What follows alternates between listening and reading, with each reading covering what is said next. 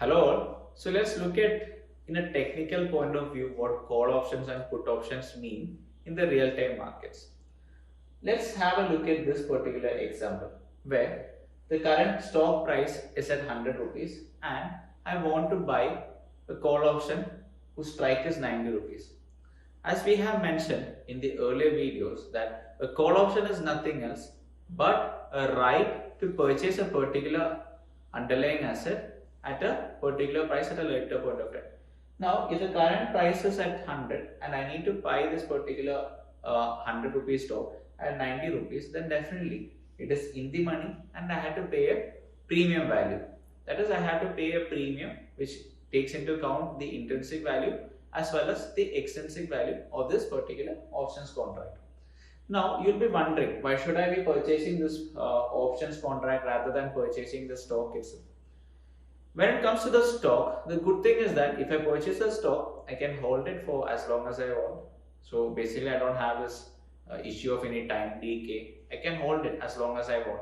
So how much of a profit I get or how much of a loss I'll be getting, I'll be having to take. Now, when it comes to the options, the thing is that as a buyer, as an option buyer, I had told you time decay is an enemy of option buyers. Here we have only a limited time. We have a limited time and our view should kind of become right before the expiry. Now, apart from this, we have an unlimited upside risk. Sorry, an unlimited upside gain. If the price actually moves in the direction of our view, we'll kind of have some unlimited profit. But really, the price really doesn't move unlimited upside, right? So we have an unlimited profit potential, and the maximum risk that we are going to take is nothing else but the premium that we pay. So premium is the maximum risk that we are going to take. In case the price actually becomes zero, sorry, in case the premium basically becomes zero, that is the maximum risk that we take. And what you should understand is that when you're buying options, the amount that you need to get into the contract is comparatively lesser when it comes to purchasing the stocks and entering into the future contracts in many folds. Okay, so it is going to be such a small fraction as compared to you buying the entire stocks or you kind of buying a futures contract. So that is the attraction of option buyers, that they can make unlimited profits with taking a very limited risk.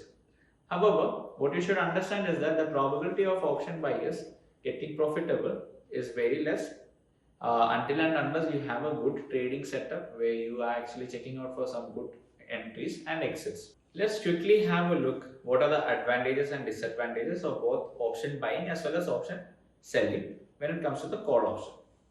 As I have mentioned to you, option buying is what you do when you are bullish on the stock. Now over here, theta or time is going to be your enemy, meaning that as the time passes by, the premium, the time value is going to be lost and you may kind of incur loss due to theta degree. Now implied volatility is another factor that we consider. Just keep it as said.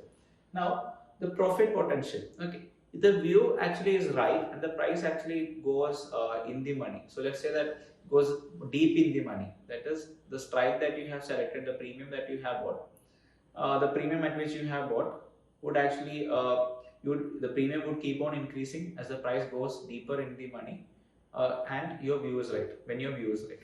So you have unlimited profit potential, but this is just theoretical. Never, no price is going to go unlimited. No stock price is going to go up or down unlimited. Okay. Now the other thing that you should kind of keep in mind is that when you're buying options, the risk that you take is limited.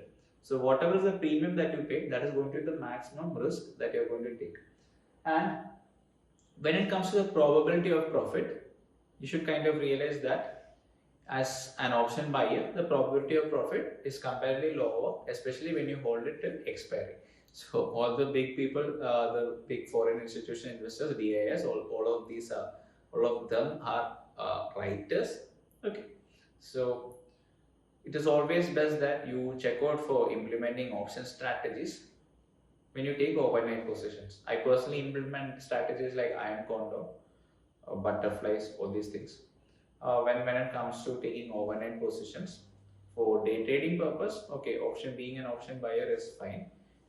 For overnight position, you should have such solid view that okay, the price is going to move according to my understanding. Then definitely you can actually take.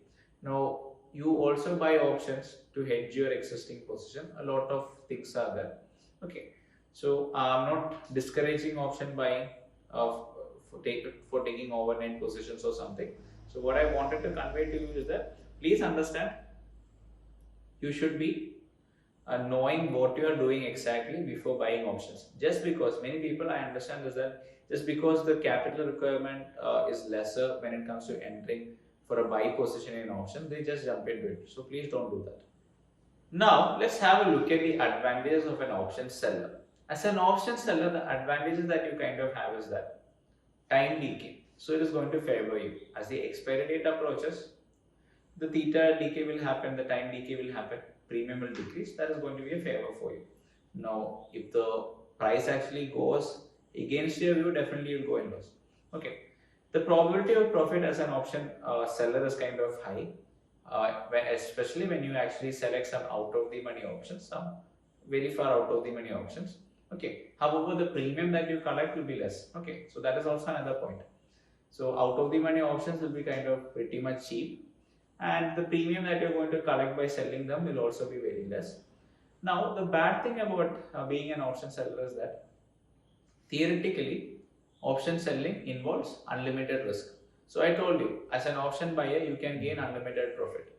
So if an option buyer can get unlimited profit, that unlimited loss is going to be taken by an option seller. However, please understand, if you implement your strategies in a well-planned manner, the probability that you are going to win as an option seller, especially by implementing strategies, is going to be pretty much above like 80%. And you can actually combine it with good risk to reward ratio setups to implement strategies for the weekly expiry or the monthly expiry. So I personally implement option strategies for the weekly and the monthly expiries right now. And the option buying strategies that I personally adopt are actually for some quick entry and quick exit based strategies. To conclude, I would like to say option buying is a bullish strategy. In the case of a call option, it is a bullish strategy. Your view is the price is going to move, and option selling is what you do for you sell an option call or a call option if your view is that the price is not going to go beyond a particular level.